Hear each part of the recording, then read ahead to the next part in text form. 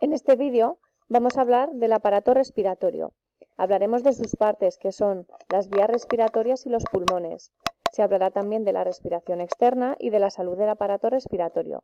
Vamos a comenzar por las partes. Como acabamos de decir, el aparato respiratorio está formado por las vías respiratorias y los pulmones.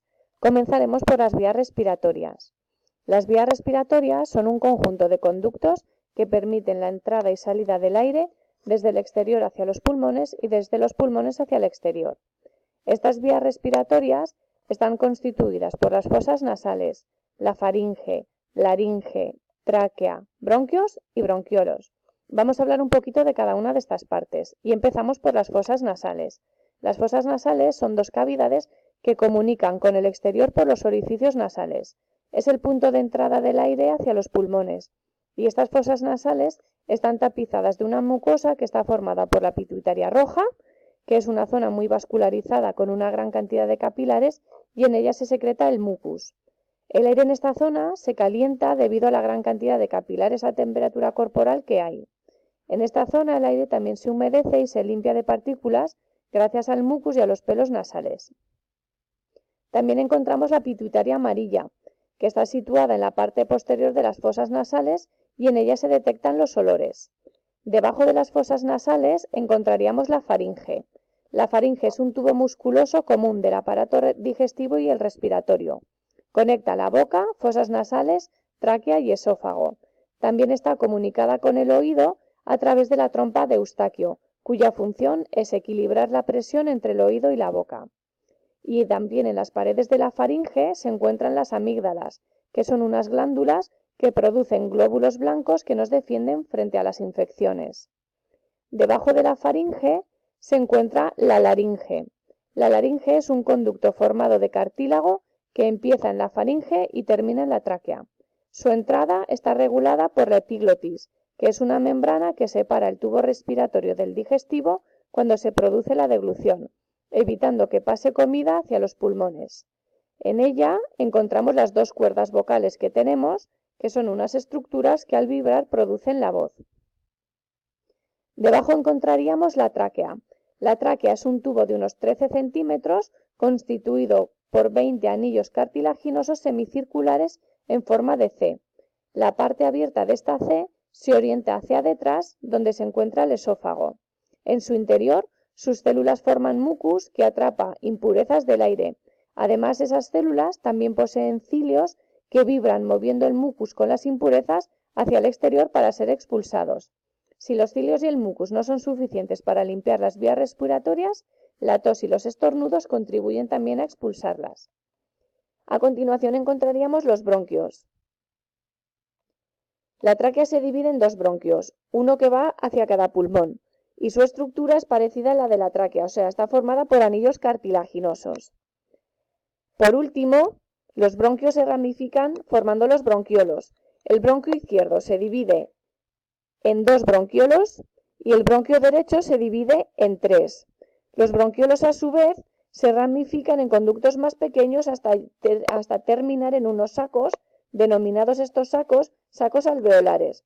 Los sacos alveolares están formados por varios alveolos pulmonares, que son unas estructuras globosas de paredes muy finas rodeadas de multitud de capilares sanguíneos. Hemos dicho al inicio que el aparato respiratorio estaba formado por las vías respiratorias y los pulmones. Vamos a describir ahora los pulmones. Los pulmones son órganos esponjosos situados a ambos lados del corazón dentro de la caja torácica, que está formada por las costillas, el esternón, la columna vertebral y el diafragma, que es un músculo cuya contracción permite aumentar el volumen de la cavidad torácica. El pulmón derecho consta de 3 partes o lóbulos, mientras que el izquierdo consta de 2 lóbulos. Los pulmones además están envueltos por 2 membranas denominadas pleuras. Entre ellas hay un espacio ocupado por el líquido pleural que desempeña función protectora, o sea, permite que los pulmones puedan deslizarse en la caja torácica durante los movimientos respiratorios. Una vez vistas las partes, vamos a hablar de la respiración externa.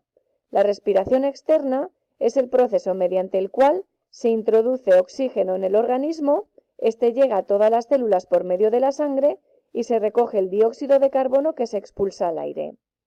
Este proceso requiere de un mecanismo de ventilación que renueve continuamente los gases en contacto con la superficie respiratoria.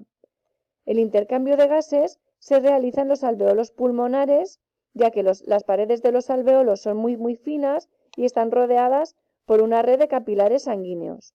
El intercambio de gases se produce de la siguiente manera. En una primera fase, el aire que llega a los alveolos pulmonares tiene una concentración en oxígeno muy alta y una baja proporción de CO2, mientras que la sangre que llega a los capilares, que es esta de aquí, es rica en CO2 y el contenido en oxígeno es muy bajo. En una segunda fase se produce el intercambio de CO2 y de oxígeno mediante un proceso que se denomina difusión, o sea, que va desde donde más concentración hay hacia donde la concentración es más baja hasta que se igualan las concentraciones, de modo que el oxígeno pasa desde el aire alveolar a la sangre y el CO2 al revés, va desde la sangre de los capilares hacia el aire alveolar. Las moléculas de oxígeno en la tercera fase, esas moléculas de oxígeno se unen a los glóbulos rojos de la sangre que los llevarán hacia el corazón, mientras que el CO2 de los alveolos saldrá del organismo en la siguiente expiración.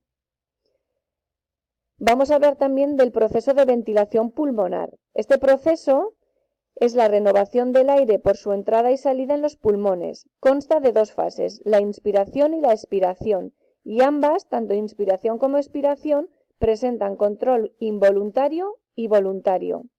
En el control involuntario es llevado a cabo por el sistema nervioso autónomo. Por ejemplo, si se realiza ejercicio físico, aumenta la concentración de CO2 en sangre, esto lo detecta el sistema nervioso autónomo, que hace que aumente el ritmo respiratorio y cardíaco para que lleguen suficientes nutrientes y oxígeno a las células. Y el control voluntario se lleva a cabo en la corteza cerebral y lo que hace es permitir modificar el ritmo respiratorio al hablar o al nadar. La caja torácica está herméticamente cerrada y solo puede entrar aire por la laringe. En la inspiración, la caja torácica aumenta de tamaño haciendo que haya menos presión que en el exterior, por lo que el aire entra por la laringe. La inspiración es un proceso activo de contracción. El diafragma desciende y los músculos intercostales levantan las costillas. Se aumenta el volumen de la cavidad torácica y entra el aire por los pulmones, en los pulmones cargado de oxígeno. En la expiración, la caja torácica reduce su tamaño expulsando el aire. Es un movimiento pasivo de relajación, aunque se considera a veces activo porque intervienen algunos músculos. En esta fase lo que ocurre es que disminuye el volumen de la cavidad torácica y sale el aire con más CO2 hacia el exterior. Por último, vamos a hablar de la salud del aparato respiratorio. El aire que inspiramos contiene muchas partículas, algunas de ellas perjudiciales para el organismo. Puede contener virus, bacterias, granos de polen, cenizas, humos, etc., que pueden causar enfermedades, aunque la mayor parte de las enfermedades respiratorias están relacionadas con el hábito de fumar. Vamos a hablar de las principales enfermedades del aparato respiratorio, y aquellas que afectan a las vías respiratorias son el catarro común o el resfriado, que es la inflamación de las membranas nasales y está causada generalmente por una infección vírica. Los síntomas de este catarro son la congestión nasal, tos, dolor de garganta, aumentos de la secreción mucosa, etc. Otra enfermedad sería la gripe. La gripe es una enfermedad infecciosa causada por virus. Los síntomas son fiebre, tos, dolor muscular, de articulaciones y de garganta. Hablaremos también de las anginas. Las anginas es la inflamación de las amígdalas debido a una infección que puede estar causada por virus o bacterias. Se pueden formar placas de pus y si estas anginas se hacen crónicas, el tratamiento para las mismas es la extirpación. Vamos a nombrar también la faringitis, que es la inflamación e irritación de la faringe causada principalmente por un virus. Hablaremos también de la laringitis, que es la inflamación de la laringe, que suele producir además la pérdida o disminución de la voz, y de la bronquitis, La bronquitis es la inflamación de la mucosa de los bronquios y se debe a una infección o también es debido a agentes irritantes como el tabaco, la polución, etc. Vamos a nombrar por último 3 enfermedades que afectan a los pulmones. La primera sería la neumonía. La neumonía produce la inflamación del tejido pulmonar debido a una infección causada por virus o bacterias. La más común está causada por la bacteria Streptococcus pneumoniae o neumococo, que lo que hace es provocar una fiebre alta, dolor en la respiración, tos y esputos con sangre, y se trata esta enfermedad con el antibiótico penicilina. Otra enfermedad que ataca a los pulmones es la tuberculosis.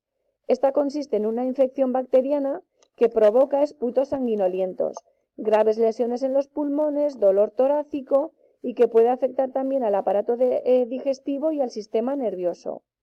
Y por último nombraremos el cáncer de pulmón, que se trata de un tumor maligno que hace que los pulmones dejen de funcionar.